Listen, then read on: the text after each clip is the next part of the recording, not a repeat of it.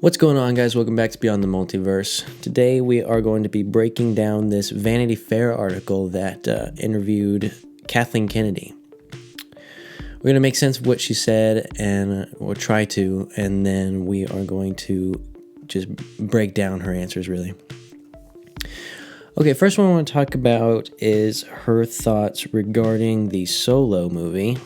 Basically about how she thinks that Solo didn't perform well as the other Star Wars movies because of the fact that Han Solo was not played by Harrison Ford. She says, maybe I should have recognized this before. We would never make an Indiana Jones without Harrison Ford. Having just finished the fifth movie, I can tell you there wasn't a day I wasn't on set and wasn't like, yes, this is Indiana Jones. Let me tell you, I personally like Solo. It's a fine movie. It's definitely not as good as Rogue One, the other non-episodic Star Wars film, and it's not because of the actor Alden. It's not because of Alden that it didn't perform as well. Here's the thing: if Solo was as high a caliber movie as Rogue One, then nobody's gonna care that it's not Harrison Ford. Most people have gotten over the fact that it's not Harrison Ford within at most the first 25 minutes, probably, right? If that movie hits as hard as Rogue One did, nobody's going to care about Alden. Or the fact that it's not Harrison Ford. I think Alden did a really good job displaying Han Solo and his... obviously, they got his character right, the writers did, but I think Alden just displaying that swagger and that confidence and that woman magnet in him, he did a really good job. And that's simply because it wasn't Harrison Ford is not why the movie didn't do as well. That's baloney.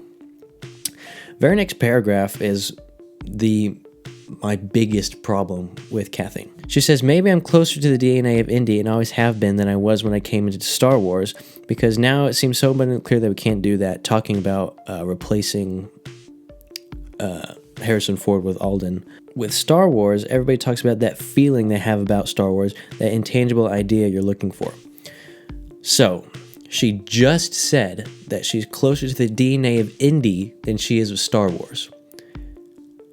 First of all, just from a PR standpoint of the massive IP and brand that you're handling, not a good answer, right? Maybe I'm closer to the DNA of Indy and always have been than I was when I came into Star Wars. Then why are you doing Star Wars? If this woman is closer to the DNA of Indiana Jones and is not as close to Star Wars, then you should not be the president of Lucasfilm. It's simple.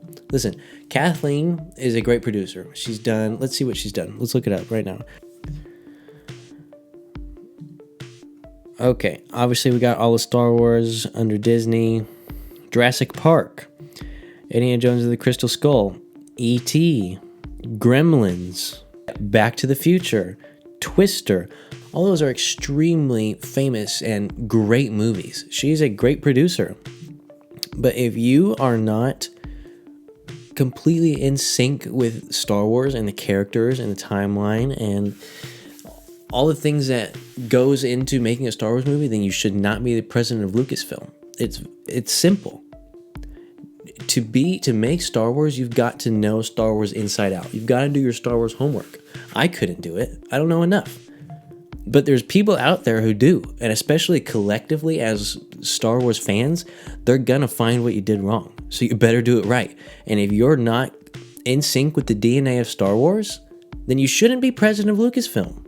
It's incredible how bad of an answer that is as the president of Lucasfilm, saying that you're not as close to Star Wars as you are to Indiana Jones. But secondly, just if you're not, I mean, it's a drum we've been beating for 5 years, right? But Kathleen Kennedy keeps giving us drumsticks. Kathy is like a drumstick factory to continue to beat this drum that Kathy should not be the president of Lucasfilm. Someone else who should get blamed, at least by me, for this is Bob Iger, the CEO of Disney, who continuously endorses this woman as the president of Lucasfilm, and he says, I don't remember what it was, like Disney Investor Day or Disney Plus Day or something like that. He said something like, we hope that there's many more years of Kathleen Kennedy to come. Why? She time and time again proves that she is not right for the position. That answer alone, if I was Bob Iger and I saw that answer, she's gone, dude. She's gone. Listen, Disney under Star Wars, if everything was like on the same tier, they're doing pretty good actually, right? Let's think of all the great things they've done. Ready? Clone Wars Season 7. Arguably some of the best content that bears the name of Star Wars, right? Especially that last arc. The Mandalorian. Complete huge hit, ushering in this whole Mandoverse of these TV shows coming out. Rebels, which is a pretty great animated series, right? It does a lot for the canon. Rogue One was a masterpiece and an excellent movie. Solo was, I thought it was a good film. A lot of people have a problem with that one, but it's not like super divided like some of the other stuff is. Not to mention, if some of these shows that are coming up are absolute just gold, Kenobi, Andor, Ahsoka, if those three are really good, then overall Disney has done, I would say, a pretty good job. Now the thing is, what have they done bad? Their biggest project, the trilogy, right? The sequel trilogy, which some people love, a lot of people don't love. They messed up on their biggest thing, right? But going back to the Vanity Fair article, she does say, when asked about future projects, the interviewer asks, can we touch upon storytelling classics, the movies? I know Taika Waititi's untitled film written by Christy Wilson Cairns and Patty Jenkins is doing Rogue Squadron. Do you have a roadmap for features, or are you still developing that? Kathy says, we have a roadmap. I would say that Taika's story fits more specifically into that. Rogue Squadron we kind of pushed off to the side for the moment. Patty is still developing that script further. That is actually good news. This is a great answer. They have a roadmap. Finally, right? What they should have had from the beginning. They have a roadmap. The important part is that she says, I would say that Taika's story fits more specifically into that. Rogue Squadron we kind of pushed off to the side for the moment. Patty is still developing the script further. AKA, Taika wrote a good movie that fits into their overall plan for Star Wars going forward, and Rogue Squadron didn't, and it needs to be developed more to fit that. She calls it something really interesting.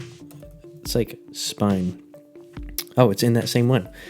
Then we will talk about how that connects to the central spine of what we're working on. She wants things to fit into that spine. That's great news. On that same note, she goes on in the next paragraph, or the next answer, when she's talking about Rian Johnson's trilogy. Towards the end, she says, anyone who comes in Star Wars universe needs to know that it takes a 3, 4 year, 5 year commitment. That's what it takes. You can't step in for a year and shoot something and then walk away. It just doesn't work that way, so it requires that kind of nurturing. Yes, it takes more time than a year. All of George's movies were 3 years apart. Under Disney, there was a movie every year, right? And it doesn't work that way. She's right. And I'm glad they're finally figuring that out, right? I hesitate to use the word trilogy or the word trilogies anymore because Star Wars is much more about persistent storytelling.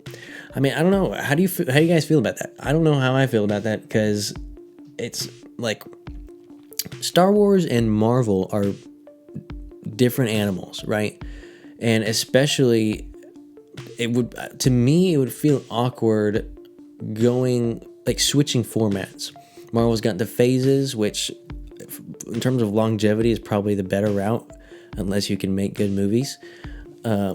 Phases, and then overall the Infinity Saga, right? And then now we're going into the next saga with new phases. Star Wars' format started with trilogies, and I think that's a viable route to go in terms of the long term if you can write good trilogies. I mean, if the sequel trilogy was awesome, and then we're getting all this stuff that besides the sequels that are awesome, then Star Wars would be in a great place right now, and they would probably be looking at a 10, 11, 12 trilogy, right? And that longevity is there if you can make the good movies, right? You got to hit your blockbusters. So I'm not sure what to think about that. She's trying to get away from trilogies. It's I don't know. What do you guys think about that? Let me know in the comments. Okay. Here is another incredibly bad answer from Kathy. Is publishing the test kitchen for some of these new eras? It is. That's something we put into motion about 5 years ago because we don't have the benefit of just pulling a book off the shelf. You're literally putting Grand Admiral Thrawn into live action after you put him into a canon animated series, who is from Legends. I mean, that's ridiculous. This woman does not know what she's doing. We don't have the benefit of just pulling a book off the shelf. You literally do. Go take the book off the shelf, read it, and use that. That's what George signed off on. She says in the previous paragraph, still have a connection to the mythology that George created, then go to his content. I don't know why that they're so against. I mean, that's what Dave and John are doing. They continuously pull from Legends and put it into canon. Like 2 questions after she says that she's not connected to Star Wars the way she's connected to Indiana Jones, Kathy Kennedy goes on to say that she goes on to talk about basically the religion of the Jedi, talking about in early development of The Force Awakens, whether or not Rey could have been a Kenobi. She says, in order for Obi-Wan to have a child, you are really impacting the rules around the Jedi, which is just funny after literally just saying she's not connected to Star Wars. Certainly there were a lot of ideas being thrown around at the time of writing The Force Awakens. But anything to do with Obi-Wan in that regard was pretty much off the table because it flies in the face of everything George created in the mythology. We're not rigid about it. It's certainly open for discussion all the time. But that's a pretty significant tenet in the mythology of the Jedi that we'd be reluctant to mess with. First of all, in Clone Wars, canon show, Obi-Wan tells Duchess Satine that he would have left the order for her had she given the word, right? It is literally written by George and Dave in canon that Obi-Wan, A, loved Satine, right? B, would have left the order for her. And C is totally on the table for, if that were to happen, for him to have a child with Satine. And I know it didn't, and that's why she's not a Kenobi, talking about Rey, but it flies in the face of everything George created in the mythology. It's just simply not true. And then that last sentence, but that's pretty significant tenet in the mythology of the Jedi that we'd be reluctant to mess with. The whole sequel trilogy messed with what's she saying? The mythology of the Jedi. You're telling me that Luke grabbing his lightsaber and chucking it behind his back isn't messing with the mythology of the Jedi? Now, to end on a positive note, she does at one point say, second to last question was there anything else about the film side of things that you'd like to talk about? She says, we'll probably get a little bit more specific in a couple months. Now, this was, again, conducted in March. A couple of months is now, and Star Wars Celebration is next week, right? So we could be getting, according to this teaser she put out there, we could be getting specifics about the current known shows, or we could be getting news about completely different and new projects, right? So that's something to look forward to, and definitely something to keep your eyes on come Celebration time. So there's a lot of bad in this interview, right? There's a lot of Kathy doesn't know Star Wars. There's a lot of Kathy isn't good at PR. But there is also a lot of them learning their lesson. They have a central spine of what they're working on right now. And not only that, but they are telling people to rewrite your movie if it doesn't fit into our spine. I'm still completely optimistic. I think that Obi-Wan or the Kenobi show is going to be great. I have high hopes for the Ahsoka show, but it's probably my most anticipated show, just behind or just above Kenobi. I think Andor is going to be great. That's coming out this summer or towards the end of summer. I'm excited for Bad Batch Season 2. I mean, there's a lot of stuff to be excited for, right? Jedi Fallen Order 2. There's a lot to be excited about. Just Kathy, man. What are you going to do, right?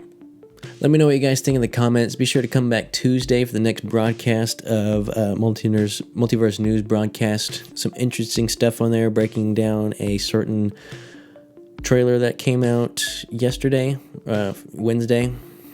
And yeah, we'll see you guys in the next one.